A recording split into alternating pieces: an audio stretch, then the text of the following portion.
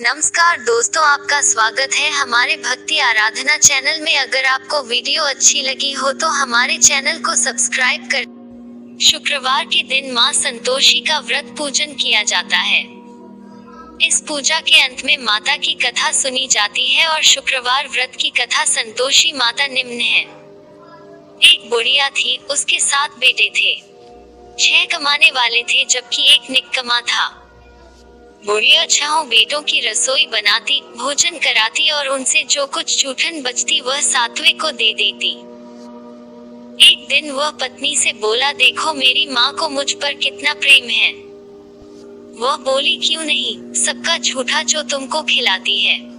वह बोला, ऐसा नहीं हो सकता है, मैं जब तक आंखों से न देख लूं मान नहीं सकता। बहू हंसकर बोली, देख लोगे तब तो मानोगे।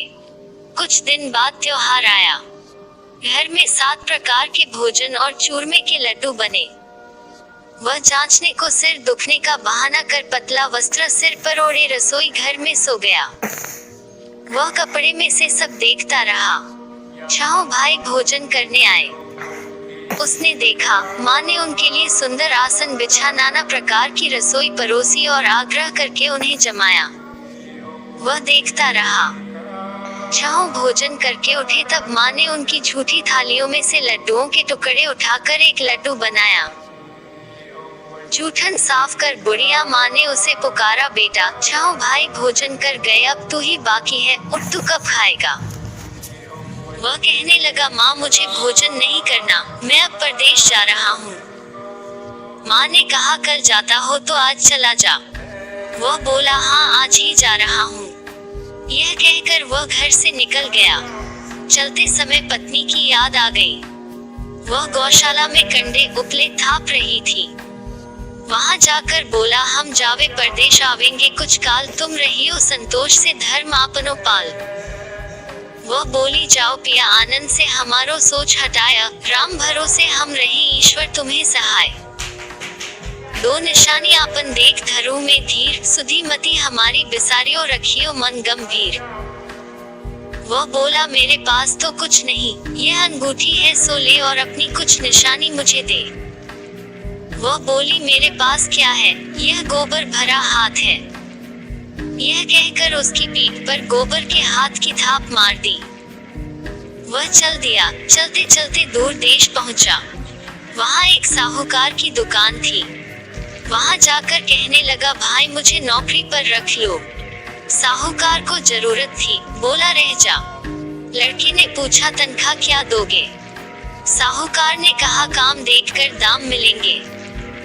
साहूकार की नौकरी मिली। वो सुबह 7 बजे से 10 बजे तक नौकरी बजाने लगा। कुछ दिनों में दुकान का सारा लेन देन, हिसाब किताब, ग्राहकों को माल बेचना सारा काम करने लगा। साहूकार के 7-8 नौकर थे, वे सब चक्कर खाने लगे। यह तो बहुत होशियार बन गया।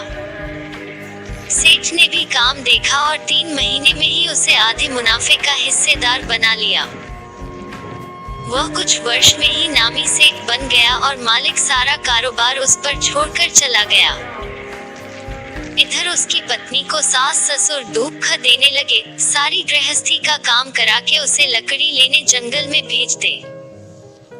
इस बीच घर के आटे से जो भूसी निकलती उसकी रोटी बनाकर रख दी जाती और फूटे नारियल की नारियली में पानी। एक दिन वह लकड़ी लेने जा रही थी। रास्ते में बहुत सी स्त्रियां संतोषी माता का व्रत करती दिखाई दी। वह वहां खड़ी होकर कथा सुनने लगी और पूछा, बहनों तुम किस देवता का व्रत करती हो और उसके करने से क्या फल मिलता है। यदि तुम इस व्रत का विधान मुझे समझा कर कहोगे तो मैं तुम्हारा बड़ा एहसान मानूंगी। तब उनमें से एक स्त्री बोली, सुनो, यह संतोषी माता का व्रत है। इसके करने से निर्धनता, दरिद्रता का नाश होता है और जो कुछ मन में कामना हो सब संतोषी माता की कृपा से पूरी होती है। तब उसने उससे व्रत की विधि पूछी। वह बोली, 1.25 आने का गुड़ चना लेना, इच्छा हो तो 5.25 आने का लेना या 1.25 रुपए का भी सहूलियत के अनुसार लाना। बिना परेशानी और श्रद्धा व प्रेम से जितना भी बन पड़े सवाया लेना। प्रत्येक शुक्रवार को निराहार रहकर कथा सुनना, इसके बीच क्रम टूटे नहीं, लगातार नियम पालन करना, सुनने वाला कोई न मिले तो घी का दीपक जला उसके आगे या जल के पात्र को सामने रखकर कथा कहना। जब कार्य सिद्ध न हो नियम का पालन करना और कार्य सिद्ध हो जाने पर व्रत का उद्यापन करना। 3 मास में माता फल पूरा करती है। यदि किसी के ग्रह खोटे भी हो तो भी माता वर्ष भर में कार्य सिद्ध करती है। फल सिद्ध होने पर उद्यापन करना चाहिए, बीच में नहीं। उद्यापन में 2.5 सेर आटे का खाजा तथा इसी परिमाण से खीर तथा चने का साग करना। 8 लड़कों को भोजन कराना, जहाँ तक मिले देवर जेठ भाई बंधु के हों, न मिले तो रिश्तेदारों और पास पड़ोसियों को बुलाना। उन्हें भोजन करा यथाशक्ति दक्षिणा दे माता का नियम पूरा करना।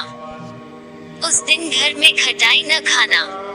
यह सुन बुढ़िया के लड़के की बहू चल दी। रास्ते में लकड़ी के बोझ को बेच दिया और उन पैसों से गुड़ चना ले माता के व्रत की तैयारी कर आगे चली और सामने मंदिर देखकर पूछने लगी, यह मंदिर किसका है? सब कहने लगे संतोषी माता का मंदिर है। यह सुनकर माता के मंदिर में जाकर चरणों में लौटने लगी।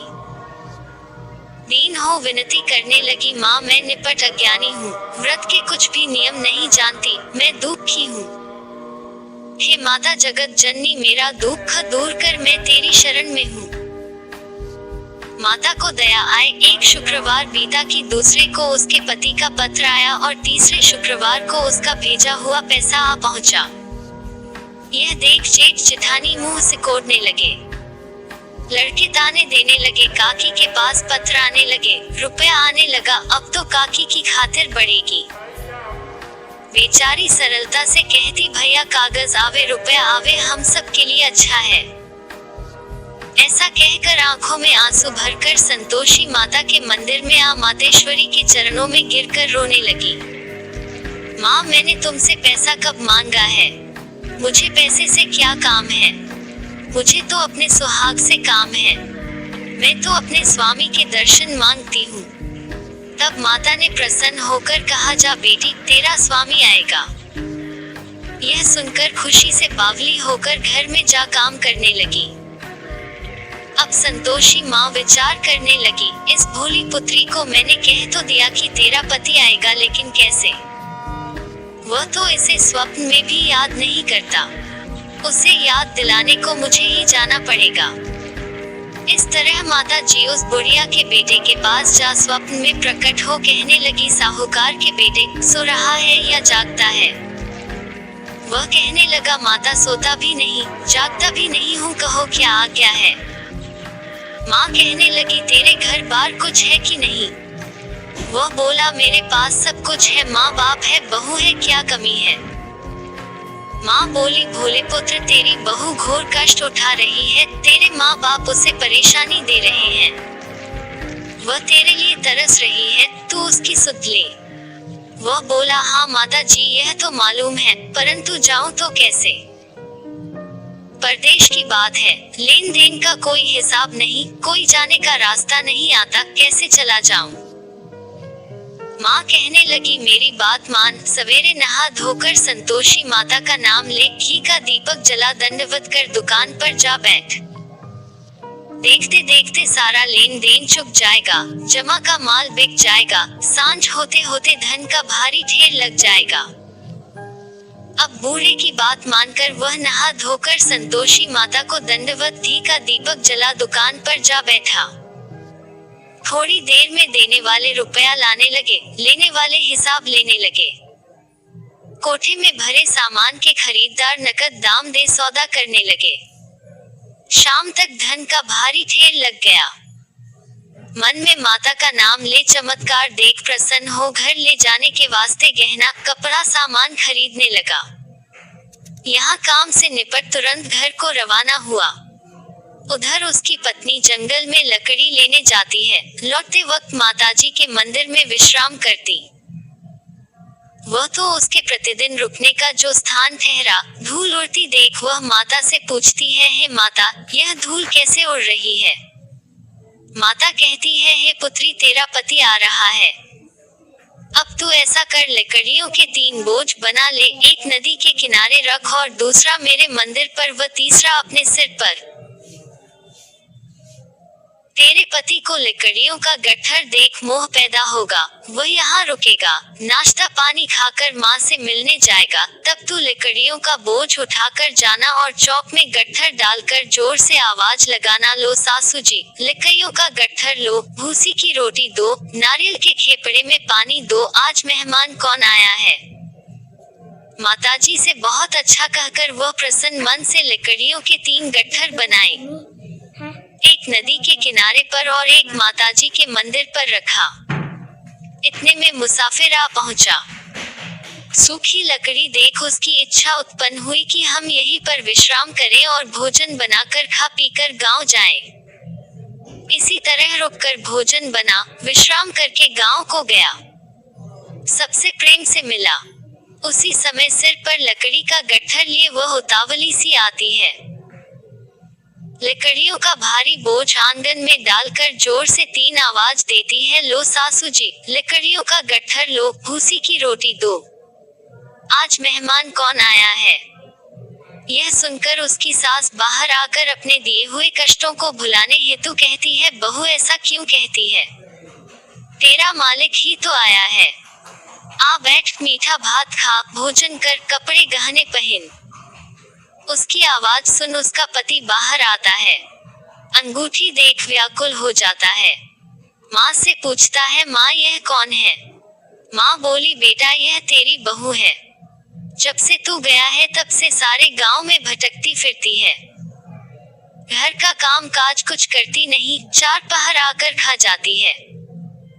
वह बोला, ठीक है माँ, मैंने इसे भी देखा और तुम्हें भी, अब दूसरे घर की ताली दो, उसमें रहूंगा। माँ बोली, ठीक है, जैसी तेरी मर्जी।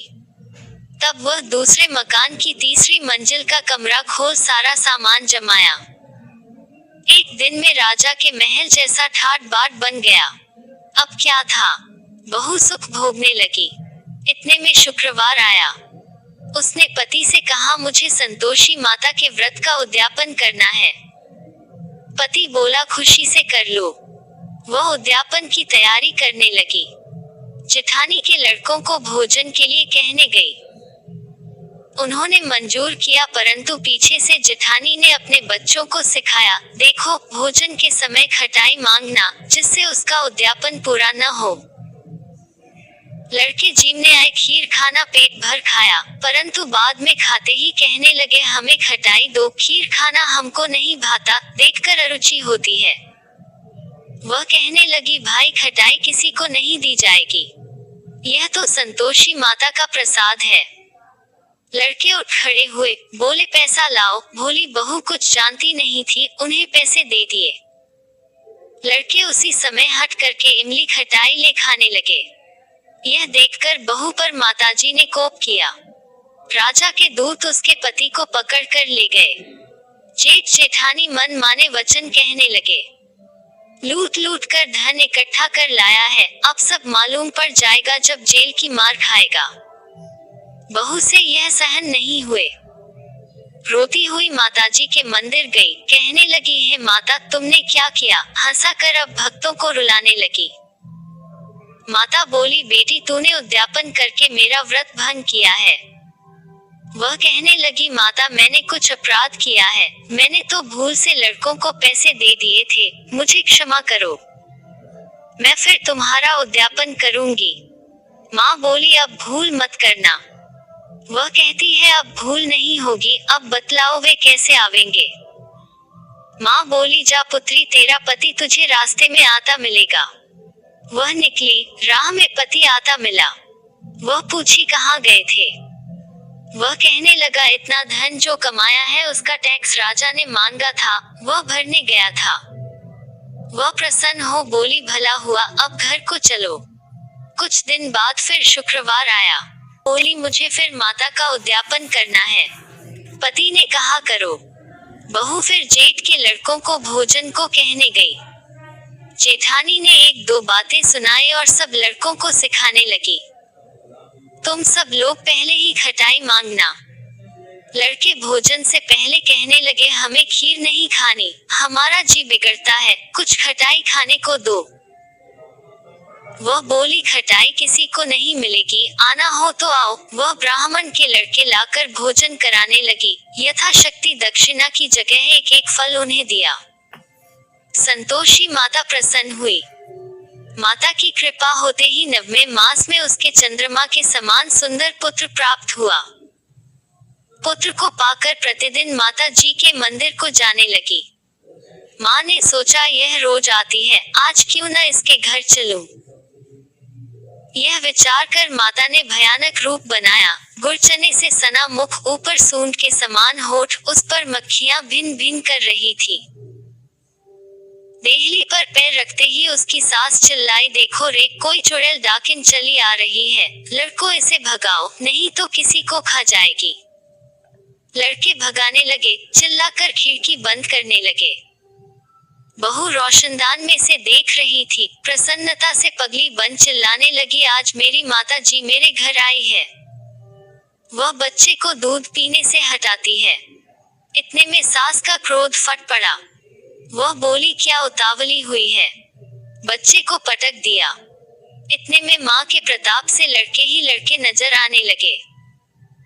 वह बोली माँ मैं जिसका व्रत करती हूँ यह संतोषी माता है। सबने माता जी के चरण पकड़ लिए और विनती कर कहने लगे, हे माता, हम मूर्ख हैं, अज्ञानी हैं, तुम्हारे व्रत की विधि हम नहीं जानते, व्रत भंग कर हमने बड़ा अपराध किया है, जग माता आप हमारा अपराध क्षमा करो। इस प्रकार माता प्रसन्न हुई। बहू को प्रसन्न हो जैसा फल दिया वैसा माता सबको दे, जो पड़े उसका मनोरथ पूर्ण हो। बोलो संतोषी माता की जय।